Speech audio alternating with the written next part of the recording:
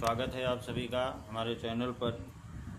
देखिए, आज की वीडियो में हम एक बहुत ही महत्वपूर्ण विषय पर चर्चा करेंगे। प्रत्येक वर्ष जो है ज्येष्ठ कृष्ण अमावस्या को वट सावित्री व्रत किया जाता है और ये व्रत जो है हर साल होता है और ज्येष्ठ माह की कृष्ण पक्ष की कृष्ण अमावस्या को ही इस व्रत को किया जाता है। तो इस व्रत की महत्ता क्या है वो मैं आपको विस्तार से इस वीडियो में बताऊंगा। इस बार जो ये व्रत पड़ रहा है, क्योंकि इस बार महीना जेठ का महीना 2 है, क्योंकि मलमास का महीना लग रहा है, अधिक मास होगा। तो इस बार ये व्रत जो है 16 मई 2026 शनिवार के दिन पड़ रहा है। तो वट सावित्री का व्रत एक ऐसा व्रत है जो भी सौभाग्यवती स्त्रियां हैं, जो सौभाग्यवती महिलाएं हैं, उनके पति की दीर्घायु प्राप्त होती है अगर वो इस व्रत को करती है। और साथ में अगर कोई कुंवारी कन्या इस व्रत को करती है तो उसको सुयोग्य वर की प्राप्ति होती है, यानी मन चाहे मन इच्छित वर की प्राप्ति होती है। इस व्रत की विशेषता यही है कि यह व्रत जो है अखंड सौभाग्य का दाता है। और साथ में अगर मान लिया किसी भी कन्या की कुंडली में वैधव्य दोष है या प्रबल मंगलिक दोष है या मतलब किसी अन्य दोष की वजह से भी विवाह में कोई व्यवधान हो रहा है या उसको सुयोग्य वर नहीं मिल पा रहा है, मन इच्छित वर नहीं मिल पा रहा है, तो उस कन्या के लिए यह व्रत बहुत ही उपयोगी होगा। क्योंकि ऐसा माना जाता है कि इस व्रत को करने से और इस व्रत को करके जो वट वृक्ष की पूजा की जाती है, क्योंकि इस व्रत में वट वृक्ष की पूजा का विशेष विधान है, तो वट वृक्ष की जो पूजा की जाती है उससे जो कुंडली में इस तरह के जो दोष हैं, वैधव्यादि दोष हैं, मंगलिक दोष है या किसी अन्य दुष्ट ग्रहों की वजह से विवाह में व्यवधान हो रहा है, तो वो सब समाप्त हो जाता है। इस व्रत के बारे में ऐसा कहा गया है कि सावित्री ने अपने पति सत्यवान के प्राण जो है यमराज से वापस ले लिए थे, इसलिए इस व्रत की महत्ता और अधिक है। इसी व्रत के प्रभाव से इसीलिए इस व्रत का नाम जो है वट सावित्री। तो इस व्रत को करके वट वृक्ष की विशेष रूप से पूजा करनी चाहिए।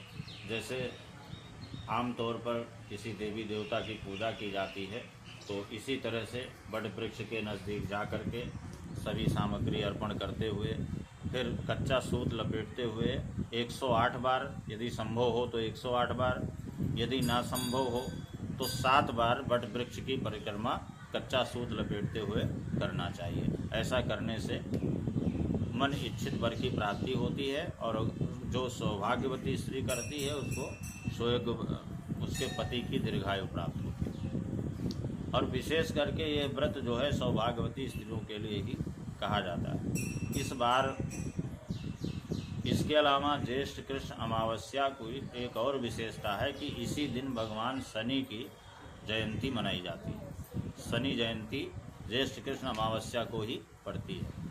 इस बार ये व्रत 16 मई को शनिवार के दिन पड़ रहा है, तो शनिवार के दिन पड़ने से विशेष होगा, खास होगा, क्योंकि शनिवार के दिन पड़ने से शनि देव की आम लोगों पर विशेष कृपा रहेगी।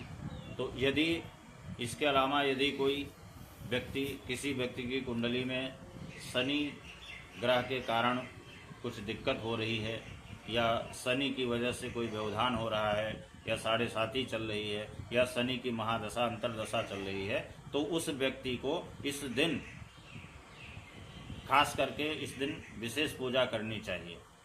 शनि से संबंधित शनि स्तोत्र का पाठ करना, सुंदरकांड का पाठ करना, हनुमान चालीसा या शनि चालीसा का पाठ करना, जो भी संभव हो इस दिन उस व्यक्ति को करना चाहिए, क्योंकि इस दिन करने से शनि की जयंती है और इस बार ये खास संयोग पड़ रहा है कई वर्षों बाद में जब शनिवार के दिन अमावस्या पड़ती है। तो ऐसा करने से शनि से संबंधित जो भी शनि जनित जो भी कष्ट है वो दूर हो जाता है। 7.5 का जो प्रभाव है वो भी कम हो जाता है। और ख़ास करके अगर शनि के कारण शारीरिक परेशानी है तो वो भी दूर हो जाती है।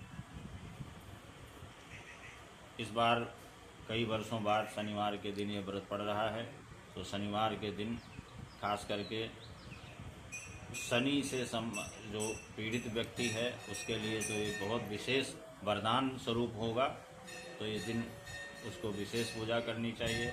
अमावस्या तिथि 16 मई को प्रातः लगभग 5:10 पर प्रारंभ हो जाएगी और पूरे दिन रहेगी। रात्रि में लगभग 1:30 पर अमावस्या तिथि का समापन होगा। तो जब कभी भी अमावस्या जो है सोमवार के दिन या मंगलवार के दिन या शनिवार के दिन पड़ती है तो वो खास हो जाती है, क्योंकि सोमवार के दिन पड़ने से सोमवती कहलाती है और मंगलवार के दिन पड़ने से भौमवती कहलाती है और शनिवार के दिन पड़ने से शनिश्चरी अमावस्या कहलाती है। तो इस बार बहुत ही विशेष खास संयोग बन रहा है, तो इस दिन का लाभ जरूर लें और यथासंभव शनि से संबंधित, क्योंकि वैसे भी शनि देव की पूजा आराधना करते रहना चाहिए। तो और जिस व्यक्ति के कुंडली में किसी तरह से शनि के कारण कोई कष्ट है, कोई परेशानी है या 7.5 इत्यादि का प्रकोप है, उसके लिए तो विशेष होगा। तो इस अवसर का लाभ जरूर लेना चाहिए। बहुत बहुत धन्यवाद।